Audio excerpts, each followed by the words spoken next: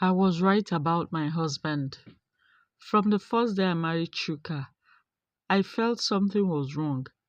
He was a perfect husband, kind, responsible, and hardworking, but he never showed much interest in me. At first, I thought he was just shy or too focused on his business, but as time passed, I noticed how he was more excited around his male friend than he was with me. He would stay out late, come back smelling of expensive cologne, and always claimed he was with business partners. Deep inside, my instinct told me something was off, but I had no proof. One evening, I overheard him whispering on the phone. His voice was soft, affectionate, romantic, and nothing like how he spoke to me. My heart pounded as I tiptoed closer. "I can't wait to see you," he said, laughing lightly. I froze. The way he spoke was the way lovers spoke to each other. That night, as he slept beside me, I stared at the ceiling, my mind filled with 1,000 thoughts. Was I imagining things? Was my husband cheating on me? And if he was, why did it seem like he was in love? Hey, determined to uncover the truth, I waited for the right moment. One Saturday, Chuka told me he was going on a business trip to Abuja. Something in his eyes told me he was lying. I decided to follow him. I hired a taxi and told the driver to be discreet.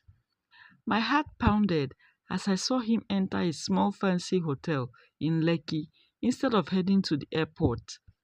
He was not alone. A tall, well-dressed man followed him inside, and the way they held hands sent a chill down my spine. Tears filled my eyes, but I needed to be sure. I gathered my courage, walked into the hotel, and followed them quietly. My heart nearly stopped when I saw them in a private lounge, holding each other intimately. I gasped loudly before I could stop myself. Chuka turned sharply, his eyes wide with shock. The man beside him stepped away quickly, but it was too late. The truth was right in front of me. "So, this is your business trip, eh?" I asked, my voice shaking. Chuka stared at me, his face filled with something I couldn't explain. Was it fear, guilt, or relief? "I can explain," he muttered, but we both knew there was nothing left to say.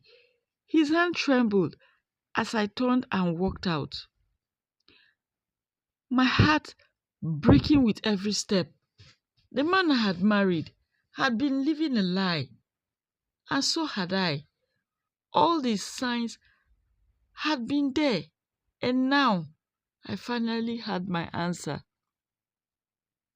That night, I packed my things, not waiting for his return. I wasn't angry because of his secret. I was angry because he had lied to me, stolen years of my life, and made me doubt my own instinct. I left a note on the table. "I was right about you, Chuka. I hope you find happiness, but not at my expense." With that, I walked away, ready to start a new chapter of. Hope you enjoyed the stories. Please don't forget to like, share, and subscribe to my YouTube channel for more interesting stories.